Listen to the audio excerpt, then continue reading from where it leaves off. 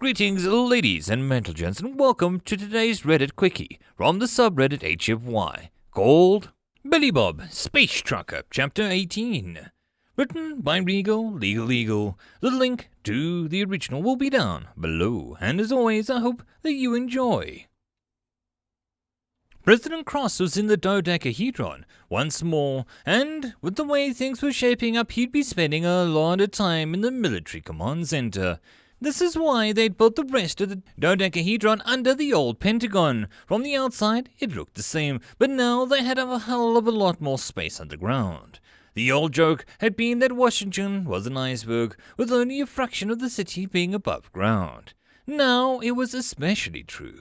Besides the dodecahedron, there was the White House 2.0. Basement, Congress, the Smithsonian Emergency Patriotic Museum, and the Nixon Presidential Monument. He'd had it constructed in secret back in 1970.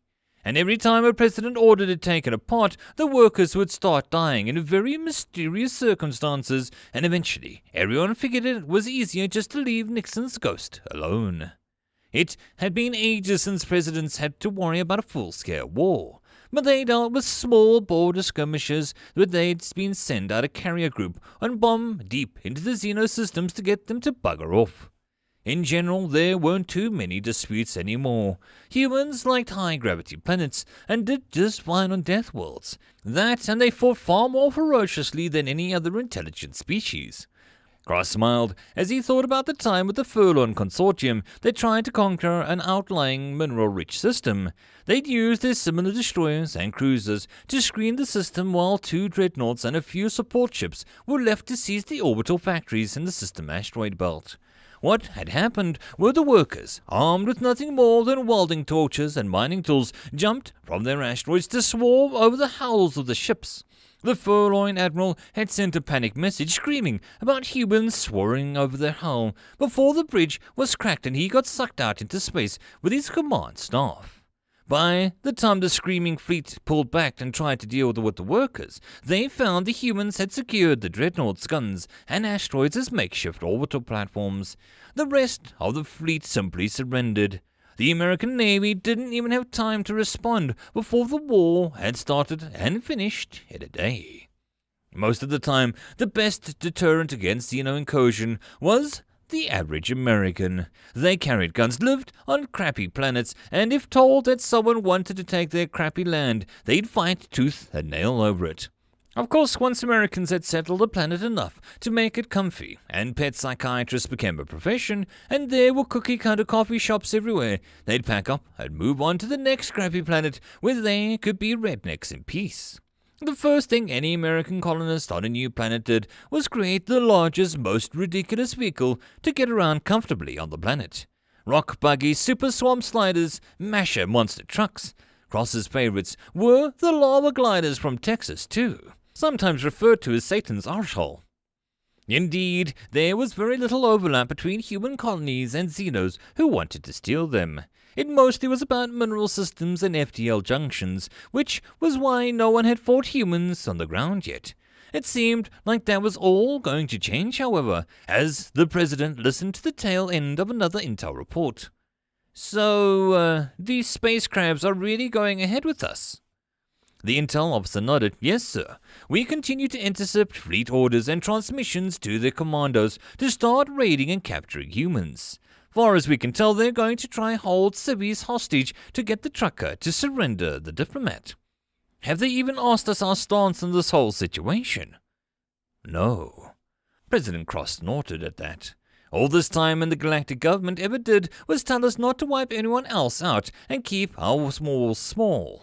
Now their secret police jerks are ready to kidnap colonists and hold them hostage because of the actions of one American. Director Ripper gave the President Cross a heebie-jeebies, especially since he was in charge of the CIA.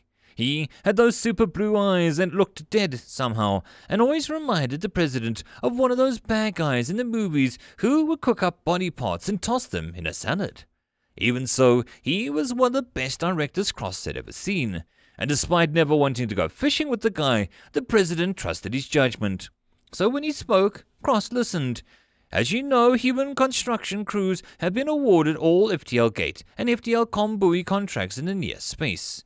We haven't had a chance to work on the core systems, but we're confident that everything around us is taken care of. Yeah, so we've got all of the communications. What's the deal with the gates?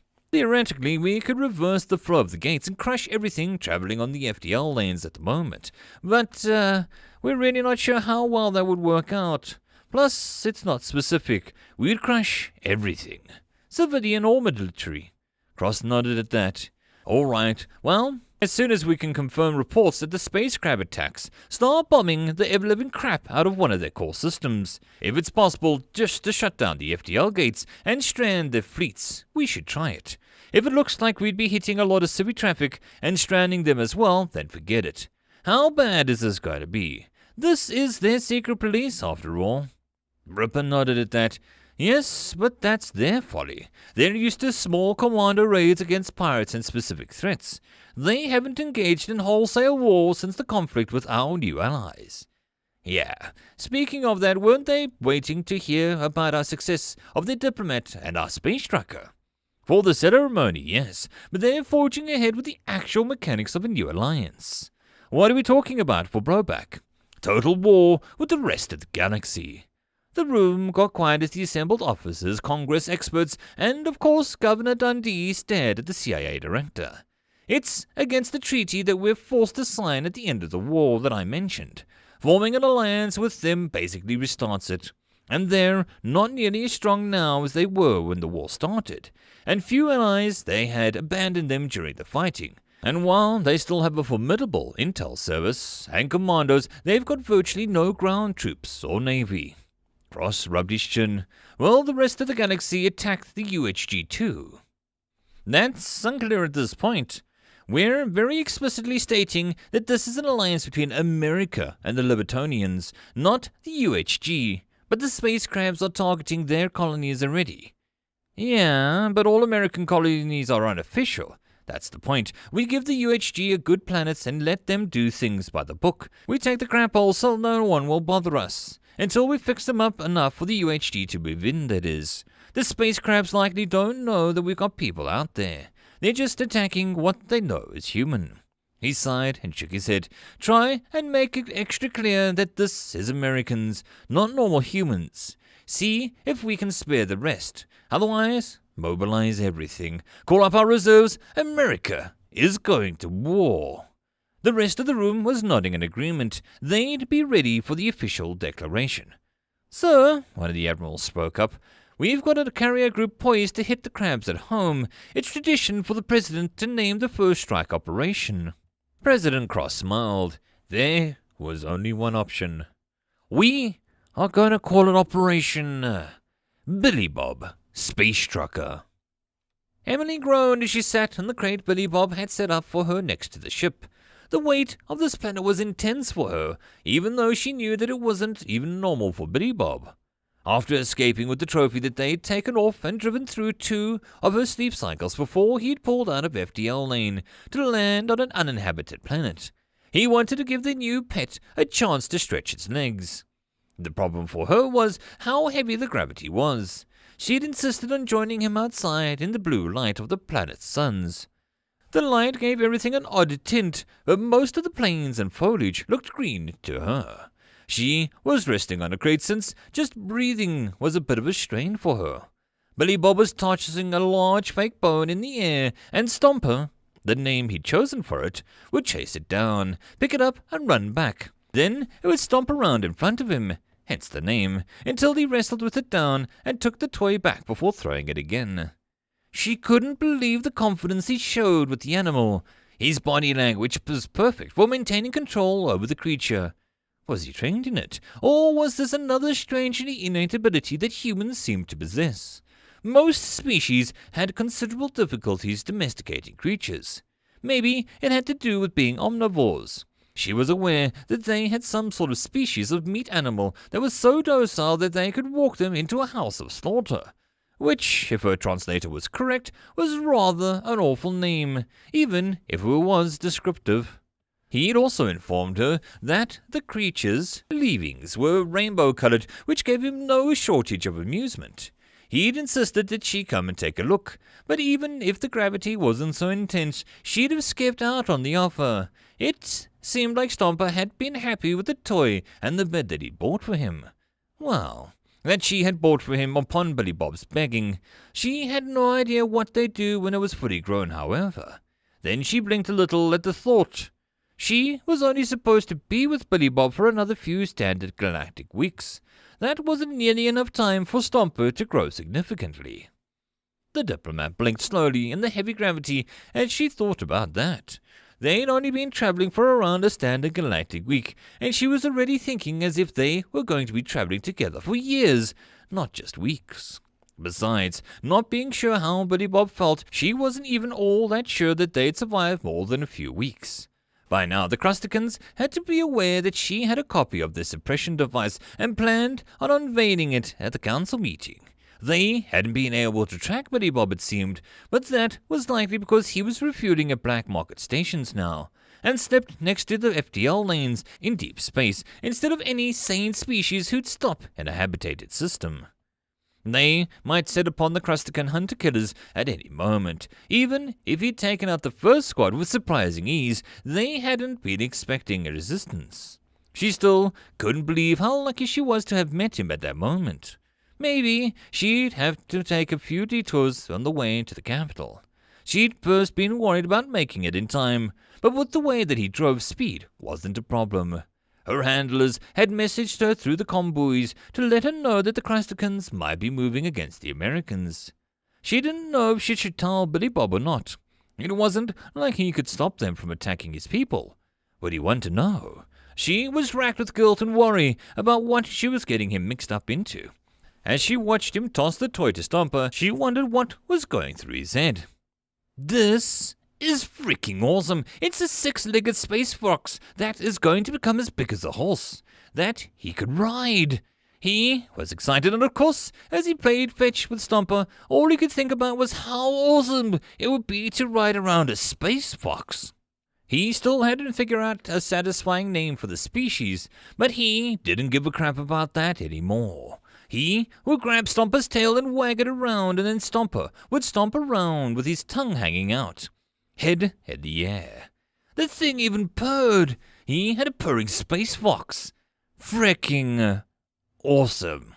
And it crapped rainbows. Well, rainbow-colored turds. But that was hilarious. He had to tell Ted, and probably even Ivan. And while he was at it, he should probably also tell Paco Taco too.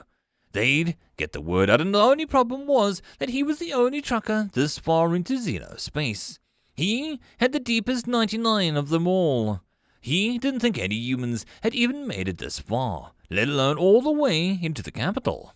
He was having fun with Stomper, but when he looked over and saw Emily lounging out on the crate, he realized that he should pack it up. So he chucked the boat as hard as he could and left Stomper really chase after it, before walking over to back up to the ship. When the space fox returned, he smiled and wrestled with it for a moment before leading it up and back to the ship. He made sure that Stomper had water, and he'd cook some of the meat up, mashing it up to make sure that his new pet didn't have any troubles with it, before walking back out and closing the cargo ramp behind him. He walked back along his ship to Emily, who was trying to push herself up from the lounging position on the crate, but struggled to do so. "This gravity," she gasped out.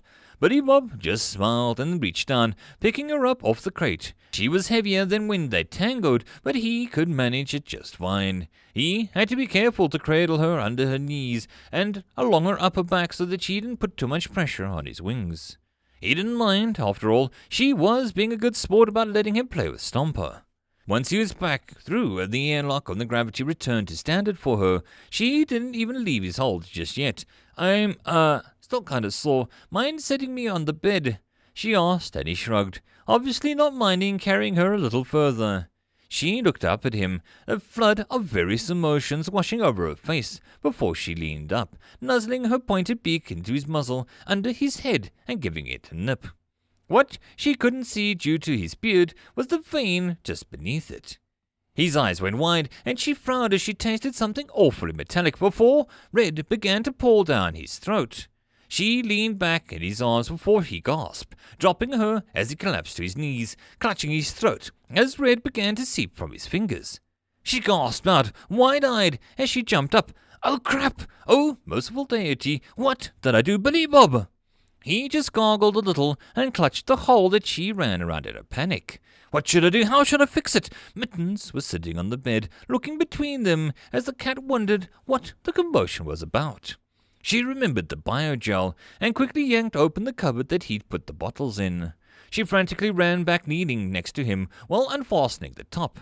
She was so nervous the purple gel spilled a bit onto the side as she poured it out, rubbing it on and around the hand that he had clutching his throat.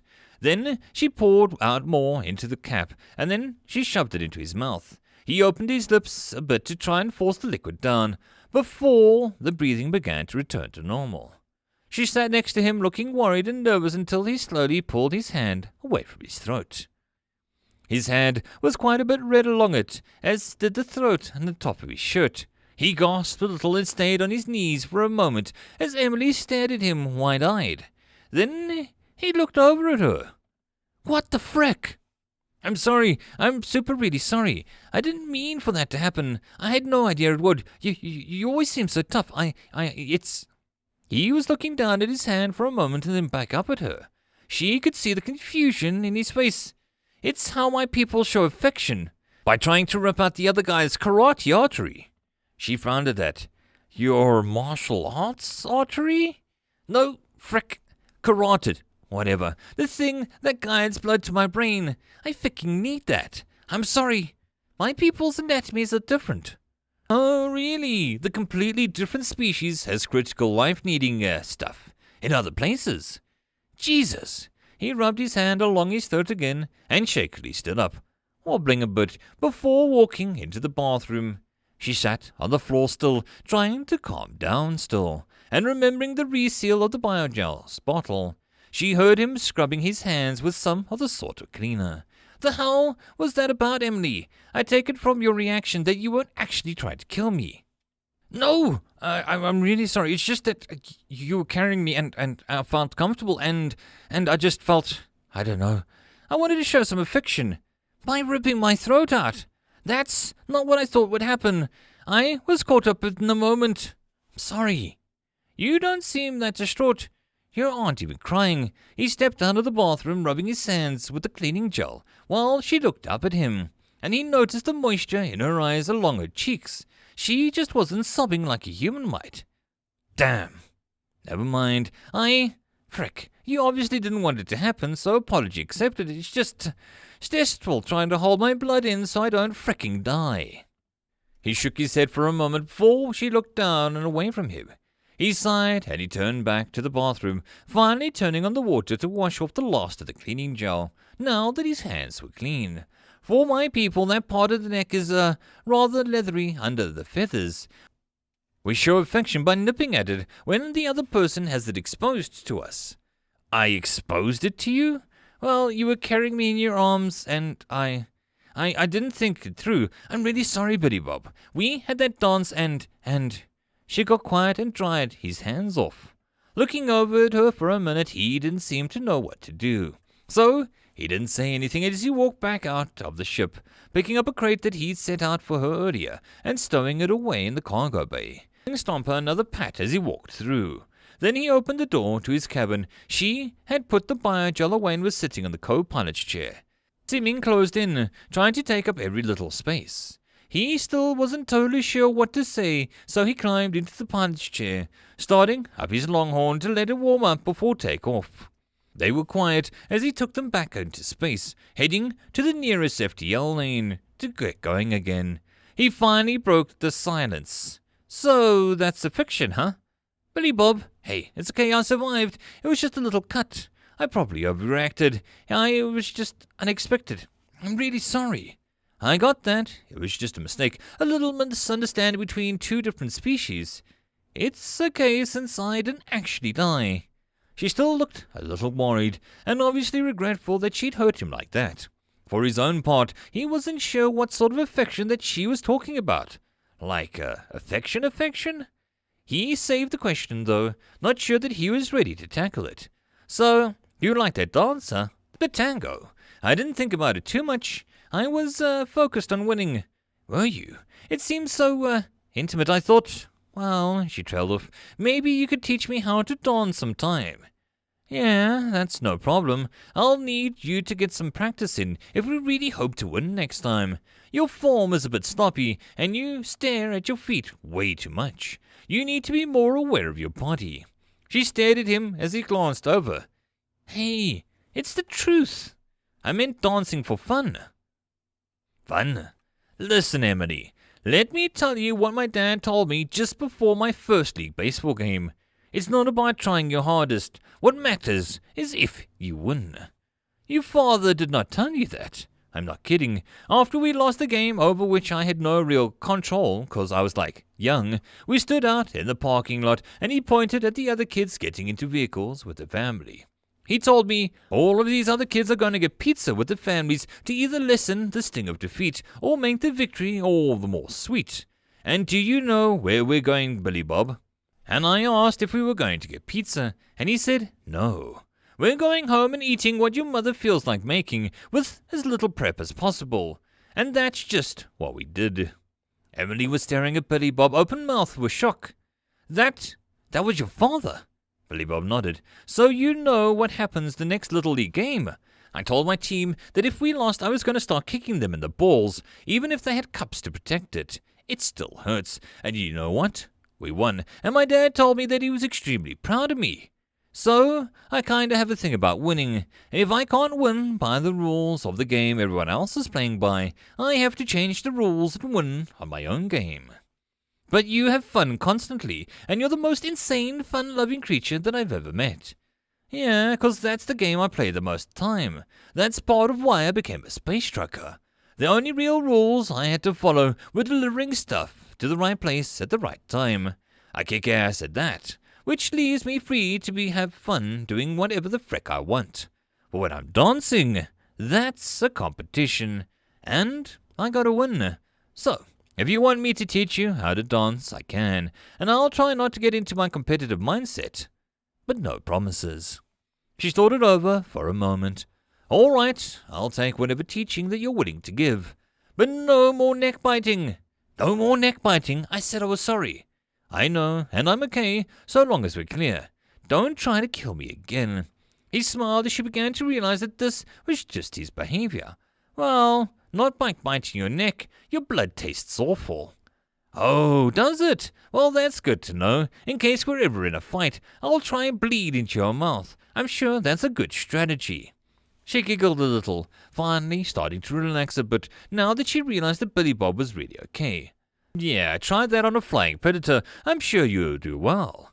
Yeah, I'm not too worried about it, Bird Brain. Bird Brain? What's that supposed to mean? Nothing. Let's get some music going. He turned his music back on as he shifted into FTL lane, flying towards the capital. And so ends another chapter in the adventures of Billy Bob Space Trucker. I hope that you enjoyed. If you'd like to support the channel or the author, all the stuff is down below. And as always, I hope that you guys have a good one, and I'll see you in the next story. Cheers.